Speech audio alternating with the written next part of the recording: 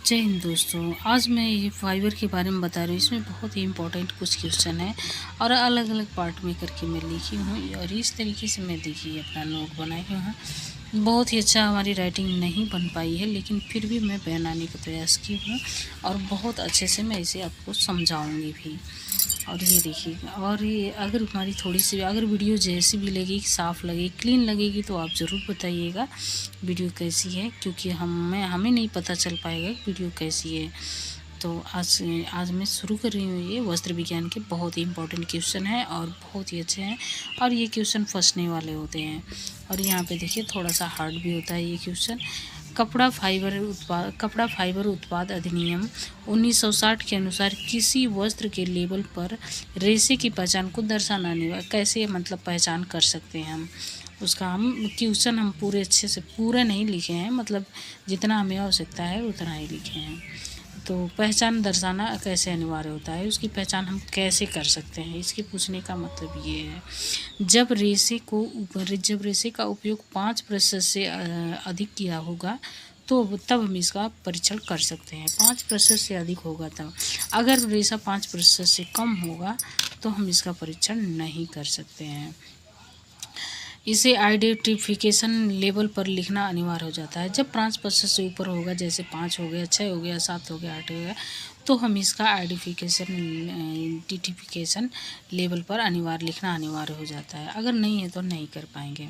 सूक्ष्मदर्शी से देखने पर यह कौन सा रेशा चपटा और मुड़े हुए फीते की तरह दिख रहा है, तो ये कपास होता है। ये चपटा और मुड़े, ये क्वेश्चन बहुत अनिवार्य और इम्पोर्टेंट भी है।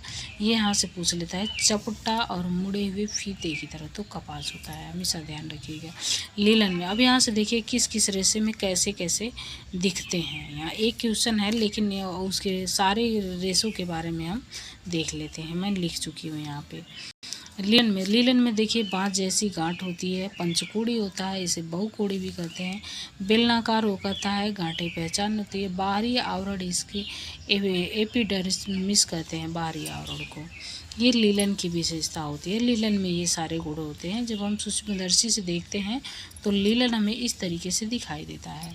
अब ऊन कैसे दिखाई देता है, ये बेलनाकार होता है, सीधे नोकदार होता है और बाहरी आवरण को इसको क्यूटिकल कहते हैं, एपिडर्मिस भी कहते हैं। ये ऊन का है। ऊन का जो है सीढ़ी नुमा भाग जो होता है, ऊन में जो सीढ़ी नुमा भाग होता है उनके अंदर ही, उसे सल्क या स्केल कहते हैं। आंतरिक भाग को मेडुला कहते हैं। अब देखिए ये मैं लिखी हूँ रेयान का। रेयान मानव निर्मित वस्त्र होता है। ये शीशे के समान चिकना और चमकदार होता है, इस बात का ध्यान रखें। यहाँ से क्वेश्चन बनता है कि रेयान कैसा रेशा होता है, तो ये मानव निर्मित होता है और इसे कृत्रिम रेशम भी कहा जाता है। और ये मानव निर्मित होता है, काफ़ी अच्छा भी होता है और इस तरह इसी रेयान का ही प्रयोग किया जाता है ज़्यादातर लोग। ये शीशे के समान चिकना और चमकदार होता है। जब हम इसका परीक्षण करते हैं, इसका सूक्ष्मदर्शी परीक्षण करते हैं, तो ये हमें शीशे के समान चिकना और चमकदार दिखता है। विस्कस और नाइट्रोसेल्यूलोज नामक रेयान की लंबोधारी दिखती है। उसमें जो है रेयान में लंबोधारी दिखती है, जो हमें नमी को अवशोषित करने में सहायता देती है और इसी से हमारा ये रेशा चिकना और चमकदार बनता है, काफ़ी पारदर्शी बनता है। और यहाँ पे देखिए ये बहुत ही चमकदार होता है, इसमें चमक काफ़ी होती है। नायलॉन का देखिए गोल चिकन, नायलॉन जो होता है, मैं इसका लिखी हूँ, नायलॉन का लिखी हूँ। ये नायलॉन गोल चिकना और अल्प पारदर्शी होता है। ये कम पारदर्शी होता है, गोल होता है, चिकना होता है और कम पारदर्शी होता है। डेक्रान सीधे रेशे चिकने, गोल और धब्बेदार चित्तीदार होते हैं। जब डेक्रान में पूछे तो इसके रेशे चिकने होते हैं, गोल होते हैं और धब्बेदार होते हैं। ग्लास फाइबर ग्लास से ही आपको पता चल जाएगा ये कितना चिकना होता है। चिकना भी होता है, गोल भी होता है और अर्ध पारदर्शी होता है और चमक इसमें बहुत ज़्यादा होती है, अत्यधिक चमक होती है, लचीली होती है। रेशम में सेरीरीन गूंद पाया जाता है। ये सेरीरीन गूंद दो भागों को जोड़ती है। जैसे रेशम हो जाता है, यहाँ से ये जैसे ये मैं बनाई हूँ, यहाँ से ये धागा अगर टूट गया तो बीच में से जो जोड़ता है, इसी को हम कहते हैं, इसे दो भागों में जोड़ता है। छड़ के समान ये दोहरे धागे के समान दिखाई देता है जब बीच में जुड़ जाता है तो। अगला है कपास। कपास हमें बालनुमा संरचना होती है, एक कोसी होता है, चपटा हुआ मुड़ा हुआ रिबन के समान दिखाई देता है, यानी फीते के समान दिखाई देता है। इसके घुमाव को कन्वोल्यूशंस कहते हैं। इसकी घुमाव को कन्वोल्यूशंस कहते हैं। किस रेशे, अगला क्वेश्चन है ये, किस रेशे के परीक्षण के लिए मिलन सामग्री का उपयोग किया जाता है? मिलन सामग्री का उपयोग किसके, मिलन, ये बहुत अनिवार्य है, इम्पोर्टेंट है, मिलन का उपयोग किया जाता है। तो ये प्रोटीन युक्त रेशे के लिए मिलन का उपयोग किया जाता है। प्रोटीन रेशों की पहचान के लिए निनहाइड्रीन परीक्षण भी करते हैं, जिसमें गहरा रंग होता है, गहरा नीला रंग या बैंगनी रंग देता है, और नाइट्रिक अम्ल का प्रयोग इसमें किया जाता है। अगला क्वेश्चन है, विशिष्ट गुरुत्व परीक्षण में सबसे हल्का रेशा कौन सा होता है? विशिष्ट गुरुत्व परीक्षण में सबसे हल्का रेशा कौन सा होता है? तो ये ओलिफिन का होता है सबसे हल्का। विशिष्ट गुरुत्व परीक्षण, हाइड्रोमीटर से पानी की डेंसिटी को मापा जाता है। हाइड्रोमीटर से पानी की डेंसिटी को मापा जाता है। रेशा जब ऊपर तैरता है तो उसका विशिष्ट गुरुत्व कम हो जाता है, जब नीचे बैठ जाता है तो उसका विशिष्ट गुरुत्व ज़्यादा हो जाता है। आप हमारी बातों को ध्यान में रखिए, हमारा लिखा हुआ ध्यान में मत दीजिएगा, लेकिन आप हमारी बातों को ध्यान से सुनिएगा, बहुत अच्छे से याद हो जाएगा। ये बहुत ही अच्छी चीज़ है, बहुत अच्छा चैप्टर है ये। रेशम, कपास, लीलन, रेयान, उसका ये गुरुत्वमान जो होता है 1.52 होता है। ये चारों का एक जैसे होता है। रेशम, कपास, लीलन, रेयान का, इन चारों का एक ही जैसे गुरुत्वमान होता है, 1.52 होता है। और आगे मैं भी लिखी हूँ सारा का। ऊन का होता है 1.32। ऊन का होता है, मैं थोड़ा सा नज़दीक से दिखा रही हूँ, दिखेगा।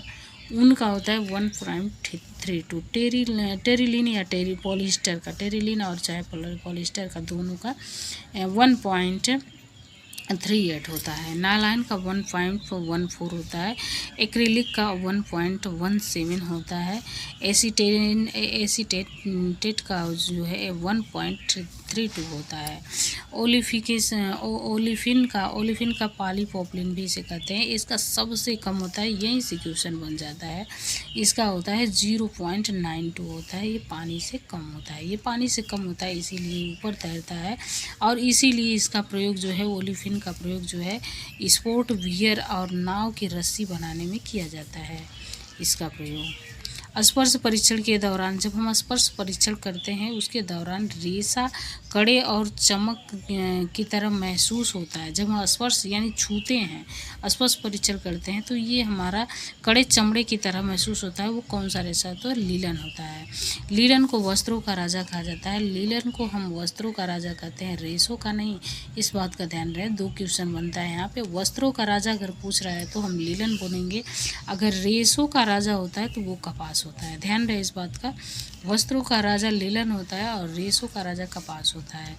गर्म महसूस हो रहा है, अगर हो रहा है तो रेशम और ऊन में गर्म महसूस होता है।